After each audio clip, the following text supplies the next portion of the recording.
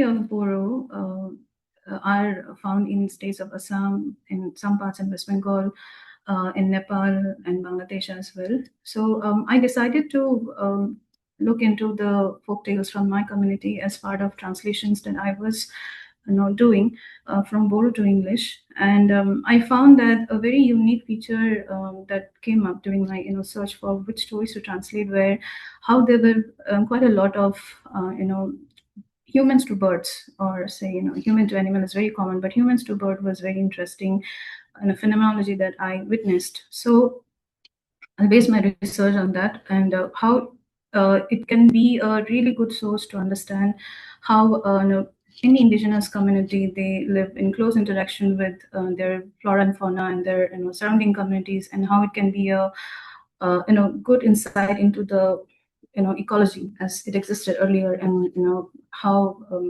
because of massive deforestation we are losing out on not just our older stories surrounding our animals or birds or plants and trees around, or stories related to our cultural practices, but our next generation is not going to see this sort of a lifestyle. At the same time, these birds and animals as well. I mean, how often do we wake up hearing to songs by certain birds which has indigenous name and indigenous stories to it?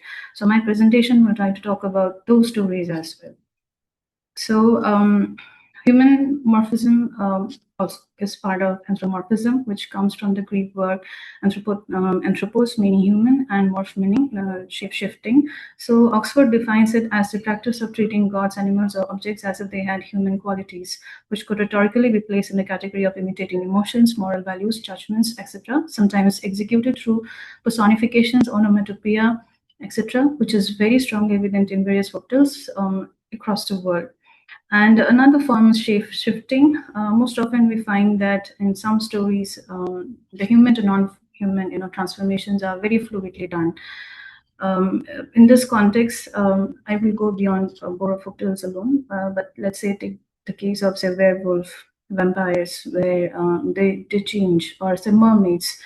Or mermaids not really can change into human, but yes, through multiple potions and all they can.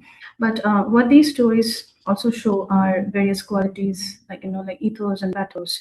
And through my stories here, I would also bring in how Aristotle's idea of poetics also is applicable.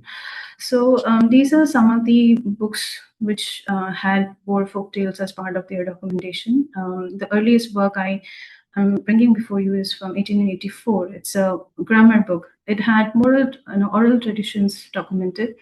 The next book, a collection of Kosari folktales, is where the folktales were collected to be a part of, or as a study for philological reasons and for linguistic reasons. For Sidney Anderson's book, it was a complementary work for that. And Ender in his next book refers to Anderson's book to understand the natives literature. Then the next important book, from here we have the natives writing, that is Bodo Pisa Owain, which talks about the Bodo community's rules and regulations. This book did not have animal stories, but about our lineage, basically, also bringing in how we are descendants of Hirimba into the narrative.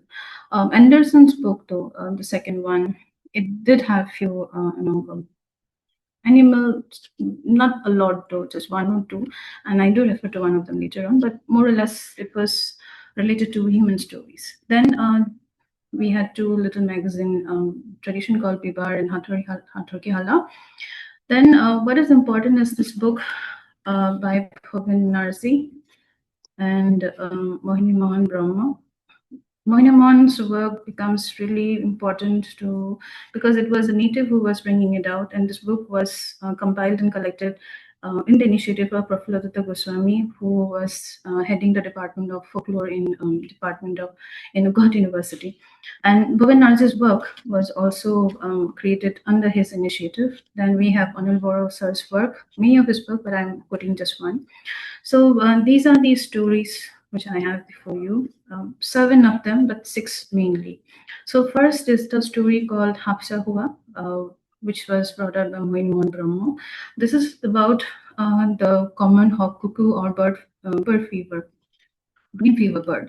So here the story is set around it's set around springtime, where young parents fall into grief after their toddler boy burns into charred, after the baby crawls into a burning paddy where the father was working, and the mother was busy weaving clothes in a nearby house, because as was the tradition earlier, women would be weaving clothes in the form of a payment, right? They would be weaving for somebody who was well off, and the last portion, maybe one piece of cloth, would be their payment for the hard work. And so in the grief of losing the boy child who burns in the paddy, they take the baby's body and goes into the deep forest, and then crying, like harps hawa, which translates to "O our beloved child," they return into a bird and fly off. And the bird's cry, Hapsahua, is how the bird is known by Boros today, which is an onomatopoeia quality. Then second story is Hadidoglani solo. Hadidogla in Assamese is the Hargila. The story is interesting because it's about a lazy husband who is also an accomplished player of Serza, again, and a quality of onomatopoeia. He flies away crying Gogerigo. Later on, the story is that because he's lazy, he doesn't catch fish. So his wife is very angry and upset that why doesn't he work hard like his other, like the other villagers. So what he does, he goes to a roadside, sings, and people are impressed and gives him some of their catches. Comes home, gives his wife. Wife is very angry, upset, and because he is unaccomplished as a husband, he takes his instrument. He cries "gogorigo," which is similar to the sound that the bird makes in real life, and he flies off. The next is Dark Hookling. It's an Asian koel. So this story is very similar to the Assamese Tula and Deja folktale. We have two wives. The second wife kills the first wife out of jealousy, and very similar to Lateza, the mother, the first one who dies, comes back to life again and again. One of them is that of a bird, and the story is named after her. Although the bird's life form is not the last one. And next we have the story of Lapa Saiko. This is also the name of a vegetable, and this bird is the Indian cuckoo in English. It's the story of a very rich landlord with the name of Lapa Saiko, who is humbled by a spirit or Bida, which is part of the common lore around. And so Bida, with his siblings, had come. They were hunting around in the forest, and by mistake they venture into the house of this landlord. And because of this overstepping, the landlord punishes them. He keeps this youngest brother, as a captive. And then this guy turns into a field worker, and but he tricks and destroys all his belongings, and this drives this man owner crazy, and he runs around calling out his own name. Again, this is a trait of onomatopoeia. Then next story is that of Dausri Kopati, that is a jungle myna. So this bird is known for building her nest near the riverbank. So Boros have a story that in order to be able to have her young, her eggs hatch and then have the babies fly off without being washed away from the river flood, she decides to sacrifice two bulls to the goddess of the river. So she tricks two bulls from the either side of the riverbank and gets them to fight and kill one another. And then she calls to goddess, saying that I have sacrificed. Please grant me this boon. And that is how it is said that she comes to be able to build her nest, and her babies, they hatch and then they're able to fly and go off. Next is the story of Ferenga Dao. Ferenga Dao is in English called as Black Drogo. So it's the story of two brothers. The eldest one usually goes to the forest for hunting. The younger wants to follow him one day. And at night, when they are lying down to sleep, the younger brother is devoured by a ghost. But he's not devoured whole body, but from say neck down. So his head is left, and the head cries to his brother, saying, I want to see my mother, please take me. I want to see my sister in law. And the brother tries to run, but on the way, the head keeps biting him. So he leaves the head in a tree trunk and he goes. Next day, when he comes, instead of his brother's head, he finds a bird called Ferengadao. Now, this bird's cry and calls around 3 in the morning, in the evenings as well, but usually, as my father told me, the bird's call was known to be quite scary and ominous around the time when it used to call. And there's also a lore that Vishnu Khadrava, who was known to have been born in a Bodo family, used to call himself as Ferengadao because just as the bird calls people at night 3 o'clock. That's also around the time around when village folks in olden day times used to wake up for the day's work to go out in the village paddy work and all. So Vishnu Bhagat used to compare himself as Ferengadao as the forebearer of his community. So again, not so much to do with onomatopoeia here, but yes, but the cries and calls of this bird is known to have been a very scary one. So now the last story I'm bringing here is from the Kosari folktale, which is collected by a white person, the British administrative civil officer, James Truman Anderson. The story is called Of a Doe and Raven, but this story has resemblance of Panchatantra. So what I deciphered is that because the region from where Anderson's story is collected is from Upper Assam area, quite a lot of Bodo families were known to have, they taken Vaishnavism. So perhaps some bit of the storyline from the Sanskrit tradition might have come and become part of our oral narrative. So, through my these collection, what I find as analysis is that the from the book Motive Index of Bodo Literature by Steve Thompson, the D151 of Magic Transformation, which covers human to bird transformation, is very strongly available in the Bodo folktales. Seeing that many of the commonly found birds in our region, like around 5-6 of cuckoo birds, they have presence as stories in our narrators around, and I've also realized that in some of the Asian communities, like in Japanese culture also, cuckoo transformation is a very strong part of their narrative.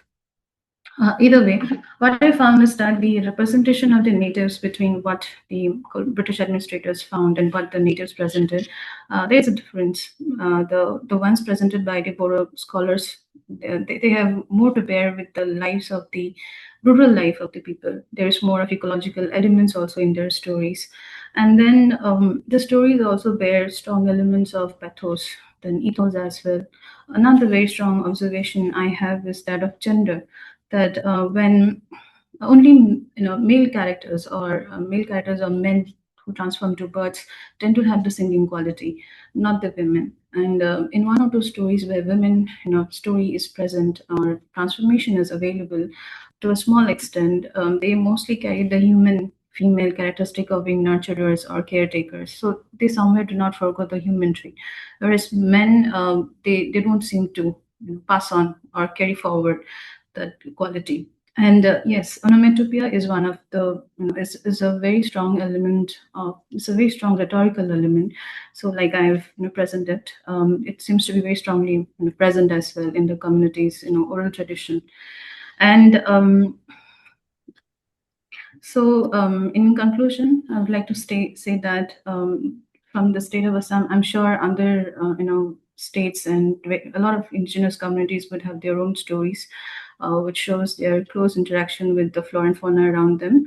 And also the presence of these stories show that that we live very close to nature, and there's a fluidity in flow of life, that the transition from human to non-human is sort of fluid in these stories, and it also to an extent presents the closeness towards musicality as well from the community. With this, I conclude my presentation. Thank you. Thank you, Dr. Pompi Basumatary, for presenting your paper. Now I would like to ask the audience if they have any questions from their side. Okay, so I'd like to ask the chairpersons. I don't have any comments or questions. I actually really like this presentation because it talks about very less studied area of folktale, particularly the transformation of people into animals. So one question perhaps I have. So I just wanted to ask, did you also find any mention of any animal where people transform into some sort of animals, particularly Sonali Bandar or Nal Gahori or all those species which is very native to that area? Yeah. Sir, I have found animals to have been characters, but transformation was mainly from birds. I was amazed to find a rhino also in one or two stories. I mean, I'm yet to complete all the around 60 something stories that I found. But it was interesting to find rhinoceros, then even I think giraffe was also there. But yeah, anyway, I mean, these stories also present sacrifice, animal sacrifices, which people do. So yeah, animal transformation is something which I didn't come across much. So I'm actually sorry. I thought I was presenting my PPT, but was my PPT visible, or did I hide it?